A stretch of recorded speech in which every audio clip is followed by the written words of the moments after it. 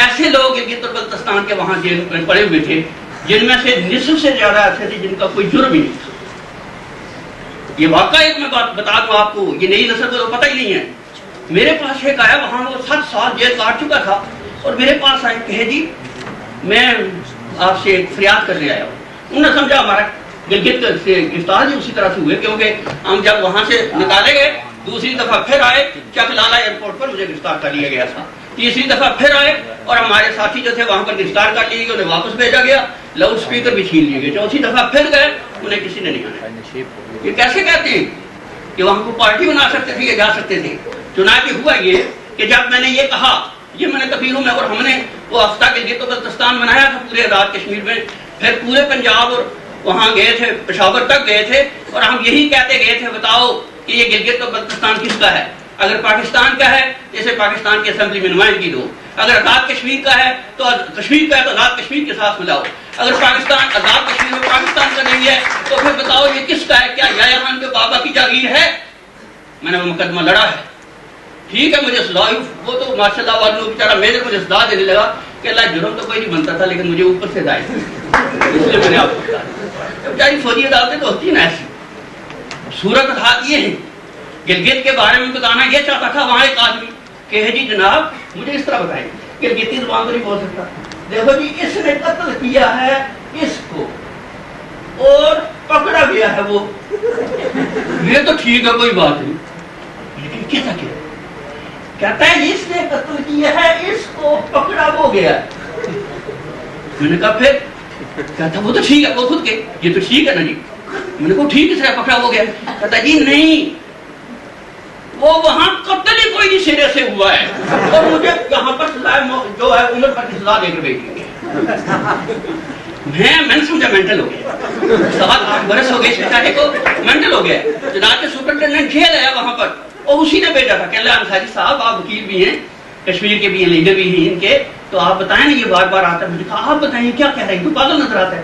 کہ اللہ نہیں سچی بات ہے, میں 3 سال سے کوشش کر رہا ہوں کہ ججمنٹ کی نقل بھیجو, اور وہ کوئی نقل نہیں بھیجتے ہیں کیونکہ وہاں پر ریکارڈ ہی ہوئی, اور یہ جیل کاٹ رہا. اور یہ میں چیز بھٹو صاحب کے نوٹس میں لایا تھا, میں نے وہاں کے تمام حالات بھٹو صاحب کے نوٹس میں لائے, اور میں نے جو وہاں ظلم ہوتے تھے یہ ظلم تھا. یہاں ہم کہتے تھے آمریت مرد آباد, تو یہ پہاڑ اس بات کو روک سکتے تھے کہ نگر کے بچوں نے آمریت مرد آباد کے نعرے لگائے اور اس رانی نے اجتماعی جرمانے کر دیے تھے. یہ کیسے پہاڑ روک سکتے ہیں یہاں کی جو آزادی کی فضا میں نعرے لگتے ہیں؟ نہیں روک سکتے تھے. چنانچہ وہاں کے وہ ظلم میں نے جب بھٹو صاحب کو سنائے تو پہلی دفعہ یہ پیپلز پارٹی کی جب گورنمنٹ بنی تو انہی کے وفود وہاں گئے, انہوں نے کچھ اصلاحات کی, اور وہ حیران ہو گئی تھی سچے واقعہ اتنا ظلم ہو رہا ہے گلگت کے لوگوں پر. تو یہ اس وقت ہمیں پتہ چلا تھا یہ بات غلط ہے کہ وہاں کوئی جانا نہیں چاہتے. کون جاتے لوگ؟ یہ ISI کے لوگ وہاں جاتے ہیں لیڈر بن کر, ان کی موجودگی میں مجھ سے باتیں کرواتے ہیں. مجھے خوش ہے, میں یہی کہتا تھا میری تقریر سردار صاحب سردار عبدالقیوم خان کے سامنے کرانی چاہیے تھی, اور ان کے بھی سامنے کرانی چاہیے تھی. ادھر کہتے ہیں جی وہ ڈھونگ ہے وہاں کا انتخاب, وہ جو ادھر ہوا ہے ڈھونگ ہے, اور وہ کٹ پتلی حکومت ہے, وہاں پر ظلم ہوا ہے. اور نئی پوت میرے ٹھٹھے اڑاتی ہے, یہ نئے بچے آتے ہیں میرے پاس, کہتے ہیں جی یہ کہتے ہیں کٹ پتلی حکومت ہے, وہ الیکشن تو ہوں گے, وہ ہندوستان کے اعلیٰ کار ہیں, اور وہ کہتے ہیں کہ یہ پاکستان کے ایجنٹ ہیں, ان کو ISI پے کرتا ہے, یہ اپنی آزادی کے دشمن ہیں. آپ بتائیں کیا کہتے ہیں دونوں؟ پھر میں نے جواب دیتا ہوں بھائی سچی بات یہ ہے یہ دونوں سچ کہتے ہیں, وہ بھی سچ کہتے ہیں یہ بھی سچ کہتے ہیں. اقتدار اعلیٰ تو بہرحال اصل میں ان سے بات رکھتا ہوں, تو یہ کہانی کرتے ہیں کہ آدمی بوڑھا ہو, سردی لگ رہی ہو تو وہ تو 1.5 گھنٹہ لگتا ہے اس کو گرم ہونے, ہمیں تو بہت وقت لگتا ہے کہ ہم کہیں اپنی بات کہہ سکیں. لیکن اتنی سی بات کہنا چاہتا ہوں کہ حقیقت میں یہ ہمارے اتحاد کا جو فکری حصہ ہے وہ صرف یہی ہو سکتا ہے کہ ہم صرف اس بات پر ایک ہی فکرہ, میں امان اللہ صاحب سے کہہ رہا تھا, ایک ہی فکرہ یہاں لکھیں کہ کشمیر ایک ناقابل تقسیم سیاسی وحدت ہے اور اس کا اقتدار اعلیٰ بحال کیا جائے. اور اس پر تمام لوگ متحد ہیں. یہ شیعہ اور سنی ہم 100 برس تک ڈوگرا کے دور میں اکٹھے رہے, اور کسی شیعہ نے سنی پر حملہ نہیں کیا, کسی سنی نے شیعہ پر حملہ نہیں کیا. 100 سال کی تاریخ اٹھا کر دیکھ لو, یہ ایک سازش کے تحت لڑایا جا رہا ہے تاکہ کسی طرح नौजवानों, उन हाथों को पकड़ लो और आगे बढ़ो। आजादी का परचम बुलंद किए हुए तुमसे पूछेंगे आजादी क्या होती है, आप साफ तौर पर कहें आजादी यही होती है कि जिस तरह पाकिस्तान का परचम लहरा रहा है यूनाइटेड नेशन पर, उसी तरह जम्मू और कश्मीर का आजादी का परचम लहरा रहा है। हम ये नहीं चाहते कि हमें ये दो जी कि हमें दरोगे चुनने दो। अब यहाँ देखें इलेक्शन में, उस वक्त भी 70 में भी इलेक्शन में लगे हुए थे और हम गिलगित और बल्तिस्तान के लोगों की आजादी के लिए लड़ रहे थे। आपको ये गलतफहमी दूर कर देनी चाहिए, आप हमारी आजादी के लिए भी लड़े। आपकी आवाजें गूंज रही हैं शेरों की तरह, लेकिन आजाद कश्मीर में भेड़े बढ़ गई हैं। वो इंसान भी कुछ शेर हैं, बाकी भेड़ों की आबादी है। भेड़े लातादाद हैं लेकिन शेरों को आजादी है। भेड़े लातादाद हैं लेकिन शेरों को आजादी है। भाई आजादी तो हकीकत शेर ही लेते हैं, तो आप लोग हमें भी आजादी दिलवाएंगे। ये शहदा, वो गिलगित के शहदा के मुकद्दस खून का एजाज है कि आज निसफ सदी के बाद भी वहां के नस्ल, तीसरी नस्ल ने भी गुलामी को कबूल नहीं किया। आजाद कश्मीर के लोग कबूल कर चुके।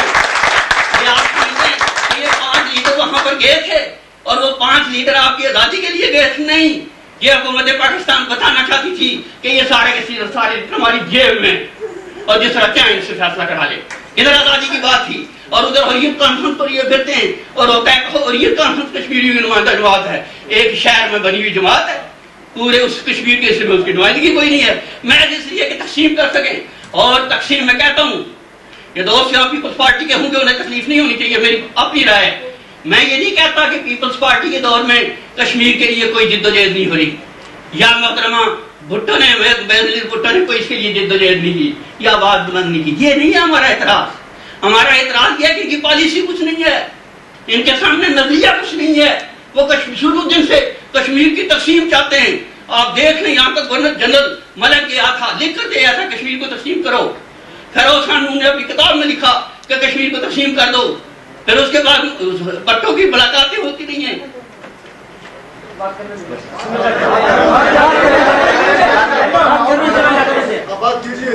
मुनासिब तो नहीं होता, मुनासिब नहीं होता, इनका एहतमाम होता है दोस्तों।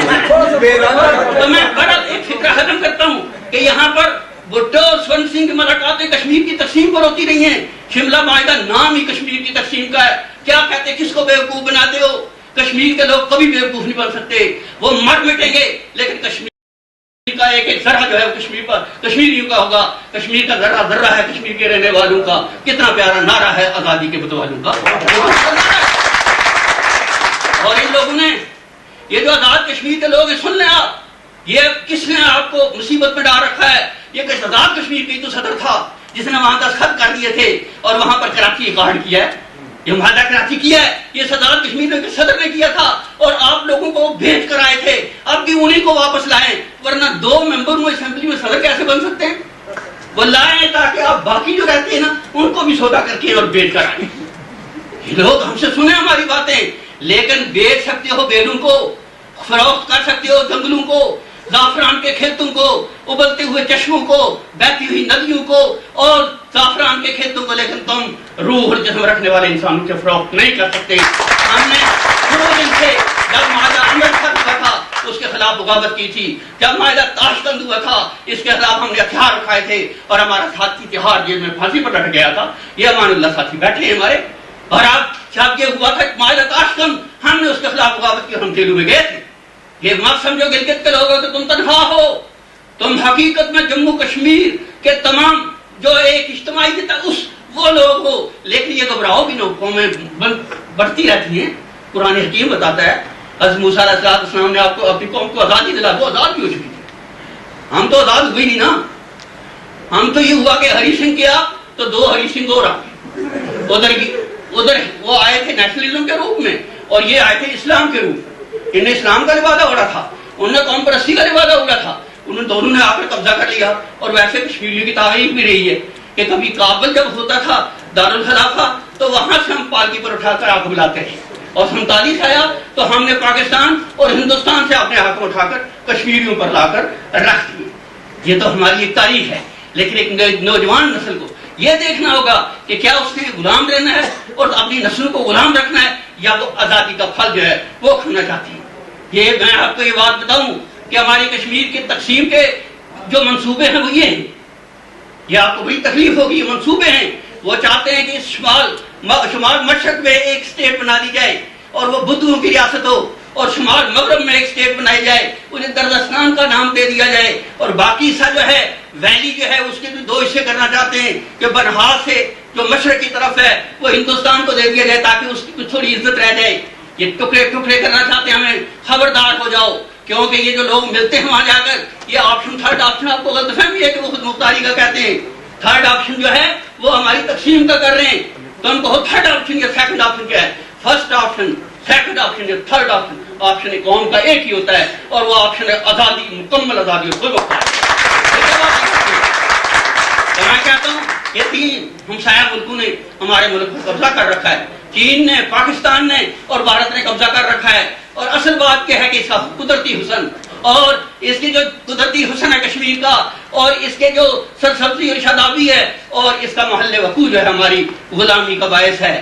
گلگت والا تم نہیں اپنے آپ کو پہچانتے ہو، تمہاری وجہ سے تم سارے کشمیری غلام ہیں۔ یہ اتنا خوبصورت حصہ اور یہ اتنا خوبصورت علاقہ جو 5 ملکوں کو ملاتا ہے، اس پر نظریں ہیں پاکستان کی، اس پر نظریں ہندوستان کی، کیونکہ بہت خوبصورت محل وقوع کے اعتبار سے وہ اس پر قبضہ کرنا چاہتے، اس لیے ہم بھی غلام ہیں۔ اگر گلگت نہ ہو تو کشمیری کی غلامی کا کیا ہے؟ جو کہ ہماری مدد کرے گا، جو کچھ کرے گا، یہ تو آپ لوگ ہیں، اور یہ ہمارے ملک کا وہ حصہ ہے جس پر ہمیں فخر ہے، کیونکہ انہوں نے اپنے ملک آزاد کروایا تھا، اور یہ وہ بہادر لوگ ہیں جو آج بھی اگر آزاد کشمیر کے لوگوں کے ساتھ شامل ہو جاتے، کشمیر کب کا آزاد ہو گیا ہوتا۔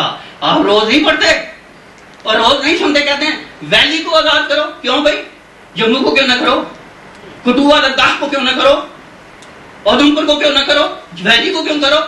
یہ اصل میں تقسیم کرنا چاہتے ہیں، اور ہماری خود مختاری کے ساتھ 3 باتیں کہتے ہیں جی یہ اگر خود مختار ہو گیا تو منگلا پر آ جائے گی کشمیر کی فوج اور جی ٹی روڈ بند کر دیں گے، یہ آ جائیں گے دریا بند کر دیں گے، ریگستان بنا دیں گے، اور یہ ہمارا چین سے رابطہ، یہ شعار ریشم کا، ہم کشمیر کے لوگوں کی وفاداریوں پر شک کرنے والے یہ باتیں کرتے ہو، ہم تو وفادار ہیں، تو کیا ہے تو ہی دلدار نہیں، کیا باتیں کرتے کہ ہم نے اتنی وفا کے ثبوت دیے، ہم نے اپنے گھر اجاڑے، تمہیں پانی دیا، ہم نے یہ گلگت کے لوگوں نے اپنے بچوں کو ذبح کیا اور تمہارے لیے راستے نکالے، تم ہماری وفاداریوں پر شک کرتے ہو، یہ جھوٹ ہے، یہ غلط ہے، ہماری وفاداریوں پر شک نہ کرو۔